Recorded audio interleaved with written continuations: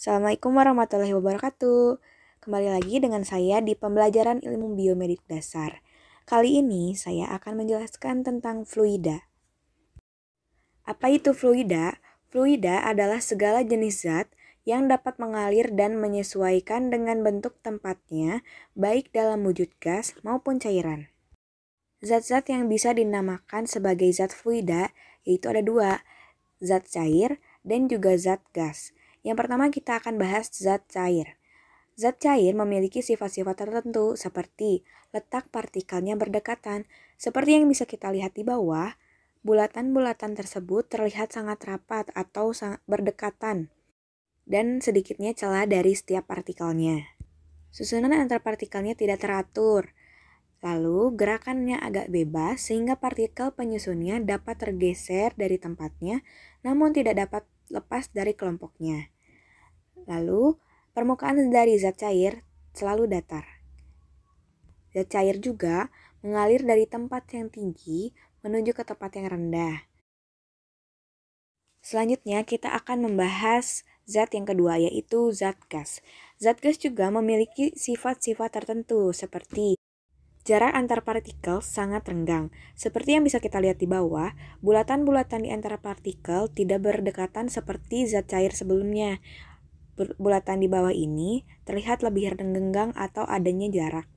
Yang kedua, gaya antar partikel sangat lemah.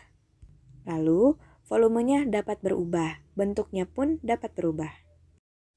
Fluida terbagi menjadi dua, yaitu fluida statis atau hidrostatistika, dan juga fluida dinamis atau hidrodinamika. Fluida statis. Fluida statis adalah fluida yang berada di suatu tempat dalam fase diam atau tidak bergerak. Fluida statis memiliki ciri kompresibel, contohnya gas, dan tidak kompresibel, contohnya air. Yang kedua, makin rapat, makin besar massa jenisnya.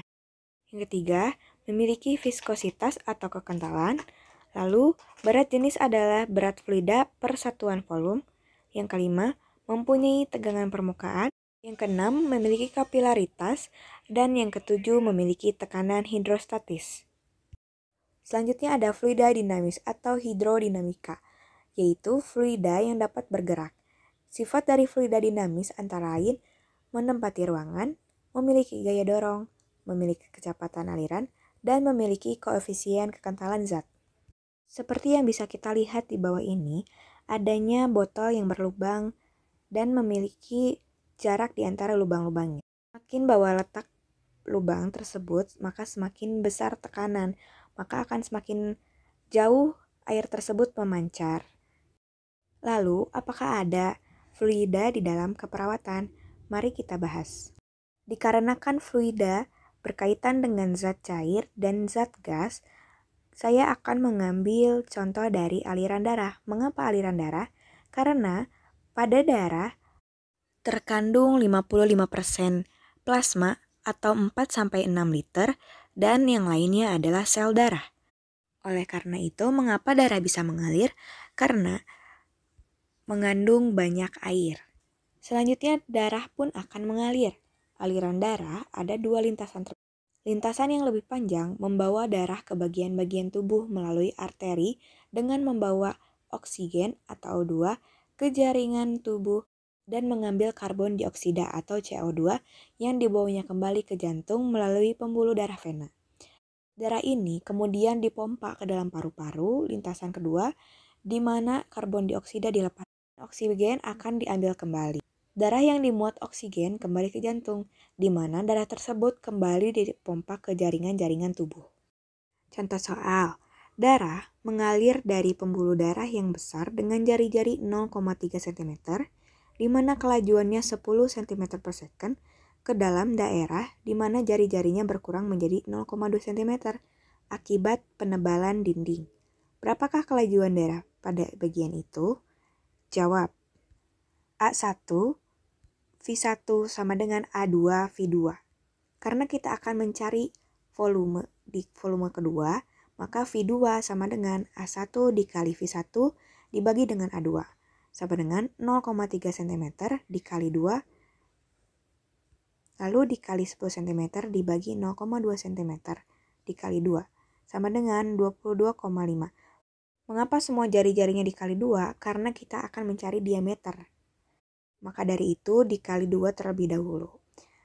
Hasil akhir, 22,5 cm per second aliran dari pembuluh darah besar menuju pembuluh darah kecil, kelajuan alirannya berubah dan menjadi lebih cepat. Nah, sebelumnya kita sudah membahas fluida di dalam keperawatan yang berkaitan dengan, sekarang kita akan membahas yang berkaitan dengan zat gas, yaitu pernapasan. Hukum Dalton. Hukum ini menyatakan bahwa tekanan parsial suatu komponen dalam campuran gas adalah tekanan dari komponen itu seandainya sendirian mengisi seluruh volume gas yang tersedia. Maka dari itu, jumlah tekanan suatu campuran gas yang tidak reaktif dan bersifat ideal adalah sama dengan jumlah tekanan parsial semua komponen gas. Misalnya, dalam suatu ruangan terdapat udara dengan tekanan 1 atmosfer atau 760 mm Hg. Jika dipindahkan seluruh molekul kecuali O2, maka O2 dalam udara tersebut 20%. Berarti O2 memiliki tekanan 20%, maka 20% dikali 760 mm Hg sama dengan 152 mm Hg. Demikian pula dapat diperoleh N2 sama dengan 608. Mengapa?